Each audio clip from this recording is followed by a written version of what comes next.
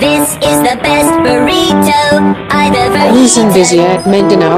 Yum, yum, Ito ang Ulit Baying, This is the best called a fan-like burrito home charge, I've ever eaten. and to Ulit Baying, Yum, yum, the yum. fan-like charge Plenty kitchen, of beans and plenty of cheese and plenty Collection of rice. 2016. Isn't it nice? Walang Signal Superior Dapat Toto, tama sa Kalam Baying. salita.